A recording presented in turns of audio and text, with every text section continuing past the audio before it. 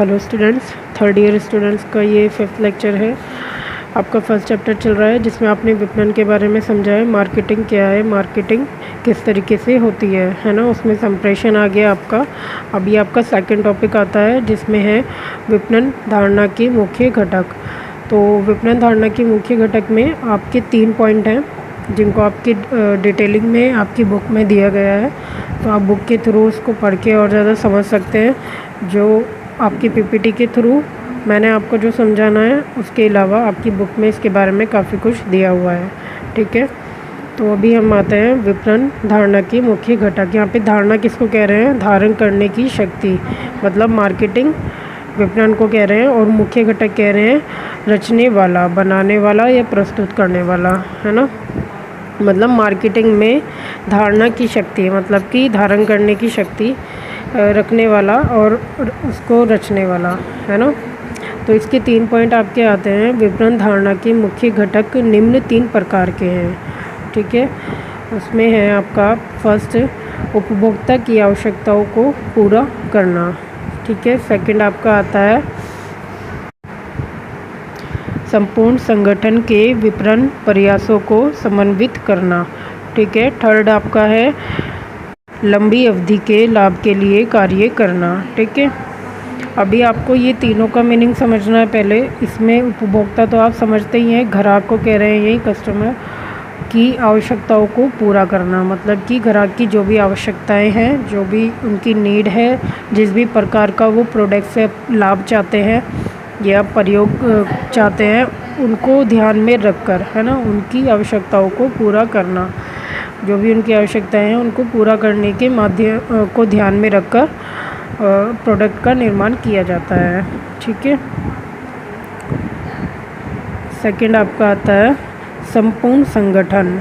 ठीक है, संपूर्ण का मतलब तो आप समझते ही हैं, सभी जितने भी संगठन हैं जो कि बिखरे हुए हैं, मतलब अलग अलग हैं, उन सभी संगठनों को, मार्केटिंग के अंदर जितने भी संपूर्ण संगठन हैं उनको, संगठन के विपणन प्रयासों को, मतलब मार्केटिंग के प्रयासों को, जितने भी लोग मार्केटिंग कर रहे हैं उनके अलग अलग एक ग्रुप है ना, संगठन है, उनके प्रयासों को समन्वित, मतलब लगा हुआ, जोड़ना मतलब मिलाना, उन सबको आपस में मिलाना, है ना, समन्वित करना।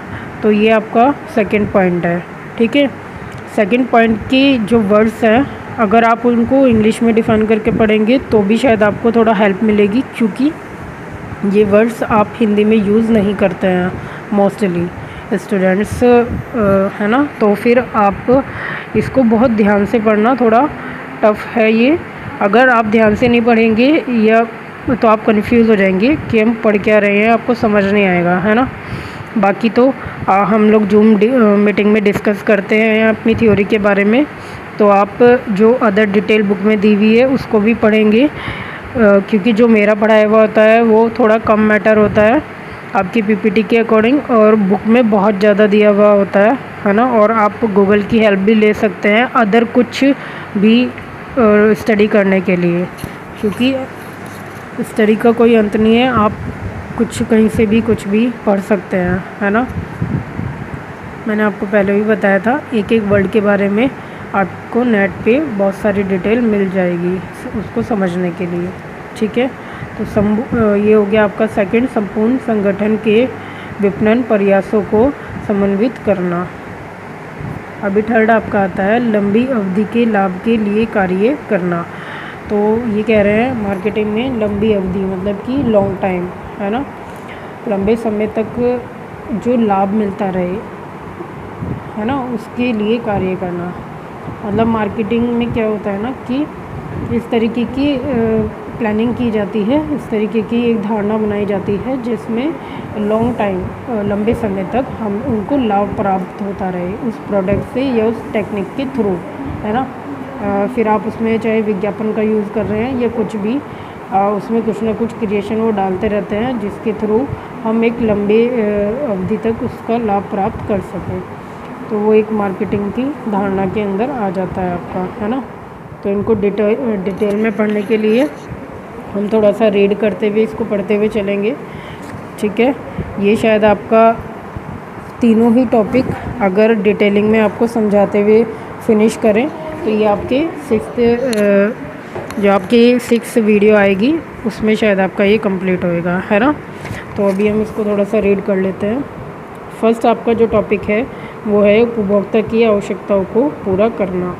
तो इसमें क्या बोला गया है उसके लिए, विपणन के कार्यों में एक कार्य उपभोक्ता की आवश्यकताओं को पूरा करना भी शामिल है। मतलब कि मार्केटिंग में जो जितने भी कार्य होते हैं, है ना, जितना भी वर्किंग होता है, तो उसके अंदर एक कार्य ये भी होता है मेन, जो मतलब वो ध्यान रखते हैं इस चीज़ का, वो ये होता है कि उपभोक्ता की क्या आवश्यकताएं हैं, उनको पूरा करने के लिए वो अपनी पूरी मार्केटिंग जो उनका कार्य होता है उसमें इस चीज़ को ध्यान में रख के मतलब शामिल रखते हैं उसको, उस कार्य में अपनी इस थिंग को, इस समझ को वो शामिल रखते हैं कि हमें उपभोक्ता की आवश्यकताओं को पूरा करना है ना। तो फिर उपभोक्ता को संतुष्टि प्रदान करने की प्रक्रिया में 2 उपायों के शामिल करने की आवश्यकता होती है।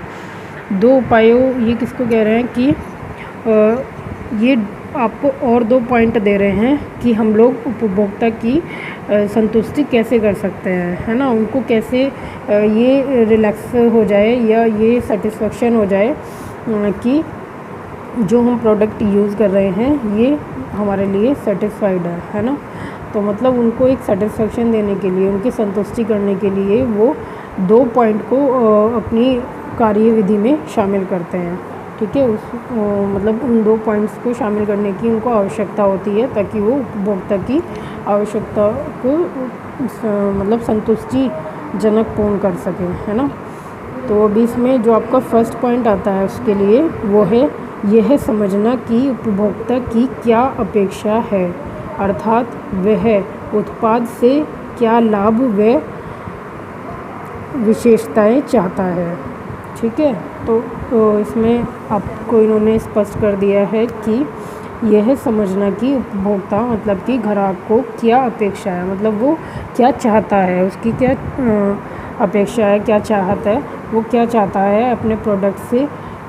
जैसे कि कई बार होता है कि हम लोग चाहते हैं, हमें अगर कोई भी फॉर एग्ज़ाम्पल कोई भी प्रोडक्ट चाहिए तो उसके लिए हम अपने माइंड में एक सेटअप कर लेते हैं कि हमारे यूज़ का प्रोडक्ट कुछ इस तरीक़ा का होना चाहिए। फॉर आप लोग अपने ही फील्ड से रिलेटेड किसी भी प्रोडक्ट को ले लीजिए या किसी भी सामान को ले लीजिए, तो उसमें अगर आप एक छोटी सी पेन ड्राइव का एग्जांपल लें तो हम कई बार सोचते हैं कि हमारी पेन ड्राइव कुछ ऐसी हो जो मोबाइल से भी ईज़िली अटैच हो जाए और लैपटॉप से भी अटैच हो जाए, तो उसमें दोनों आपके जैक हों।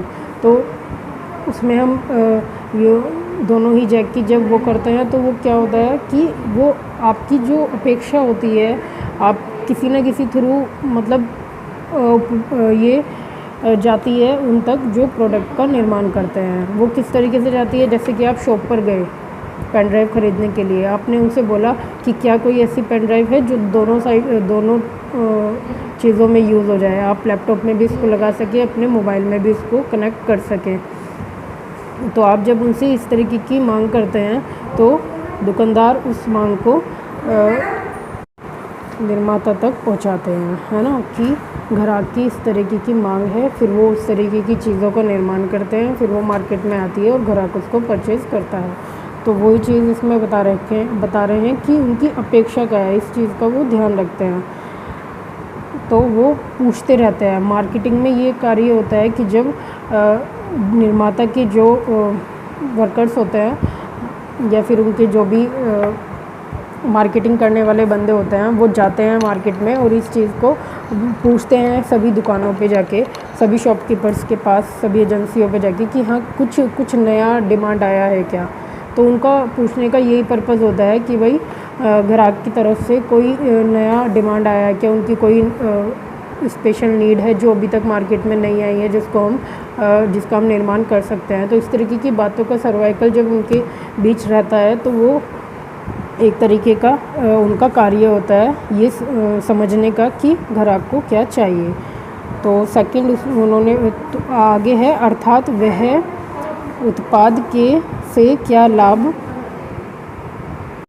तो मतलब कहने का मतलब यही है, अर्थात वे उत्पाद से क्या लाभ व विशेषताएं चाहता है। वही जो मैंने बताया कि ग्राहक की नीड को समझने की कोशिश करते हैं कि वो अपने प्रोडक्ट से एक्चुअली चाहता क्या है ना। तो सेकंड इसका पॉइंट जो है उसके बारे में और आगे की इस चैप्टर को आगे ले जाने के लिए हम लोग अपनी 6th लेक्चर में पढ़ेंगे, ठीक है। तो यहाँ तक का आप अच्छे से समझते हुए पढ़िएगा, क्योंकि ये 3 पॉइंट्स मार्केटिंग के मेन पॉइंट्स हैं जिनके अंडर कई सारी बातें आ जाएंगी। तो इनको आप ध्यान में रख के पढ़ोगे तो फिर आप इसको समझ पाओगे, है ना, कि उसमें सर्वाइकल वर्किंग जो सर्वाइकल होता है वो कैसे होता है, ठीक है। Okay student, take care.